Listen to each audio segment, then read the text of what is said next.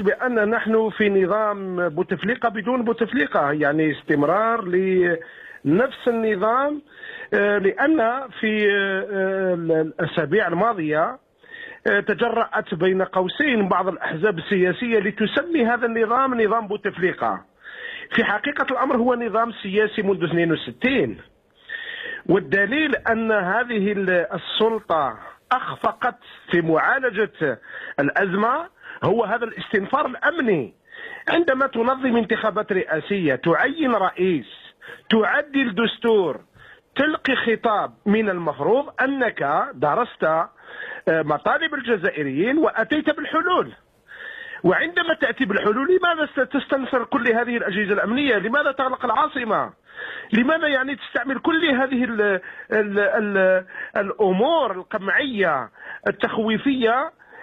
دليل أن السلطة بحد ذاتها، قبل أن نتكلم عن الحراك وقبل أن نتكلم عن الجزائريين، السلطة بحد ذاتها تعرف نفسها بأنها تحاول أن تغامر، تراوغ، ولكن الشعب الجزائري الحلول الترقيعية يرفضها، الاستفزاز يرفضه، ويعني المآسات والتجارب السياسية التي عاشها الجزائري البسيط من عنف بكل أشكاله منذ عقود، يعني أعطت للجزائري والشعب الجزائري المناعة الكافية لمواصلة الحراك ومواصلة الثورة.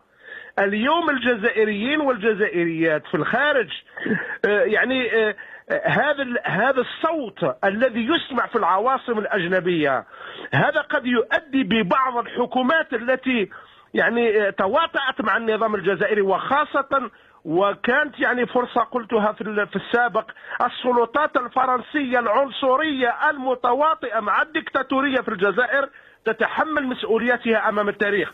وللجزائريين والجزائريات حق أنهم يسمعوا صوتهم وصوت الشهداء وصوت المجاهدين وصوت الجزائر وصوت هذا الشعب لهذه السلطات التي تتواطأ مع هذا النظام وتريد أن تساعد هذا النظام لإلغاء والقضاء على الحراك. ولكن ثورة الشعب حتى في وقت الاستعمار، لو تذكرنا شيئا مما حدث في وقت الاستعمار، هل كان المجاهدين يطلبون بإطلاق سراح المعتقلين؟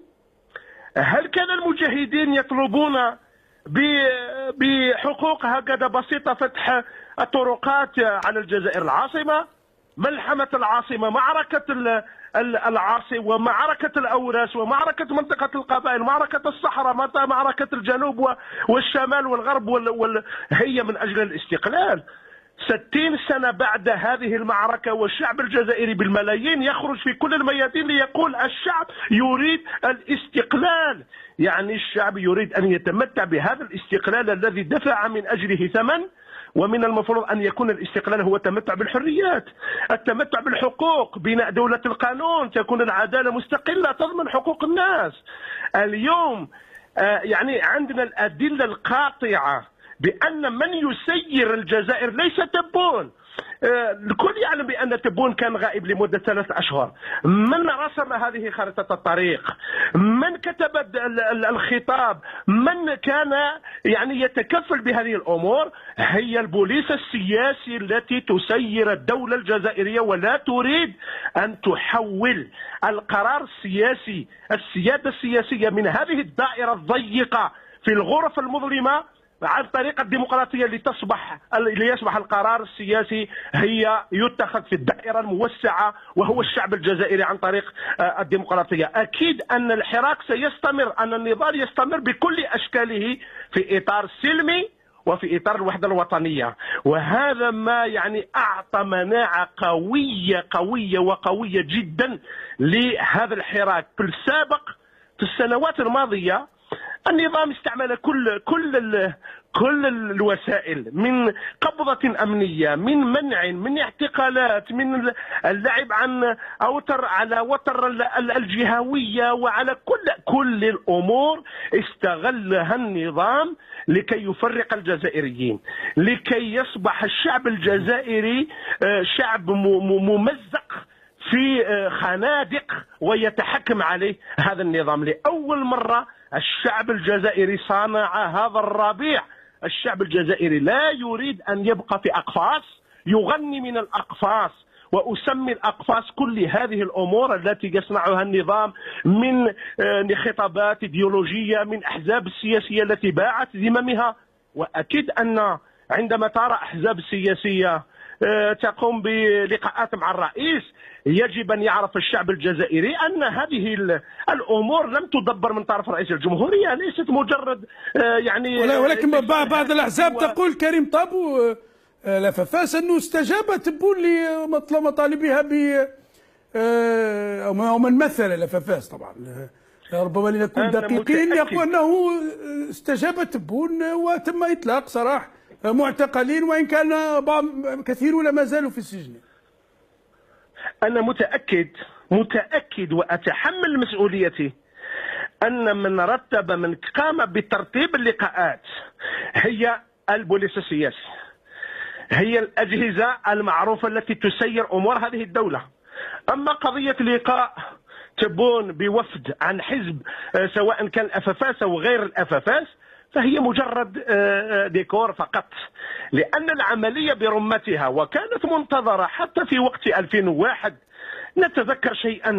نتذكر شيئا عندما حاول زروال بفتح الحوار مع الجبهة الإسلامية للإنقاذ. لم تكن مبادرة زروال، بل هي الأجهزة الأمنية التي قامت برسم خارطة الطريق. ثم أتت أزمة ما يسمى بالربيع الأسود في منطقة القبائل. من الذي رتب لكل الأمور من ما يسمى بحوار؟ هي الأجهزة الأمنية، هي البوليس السياسي.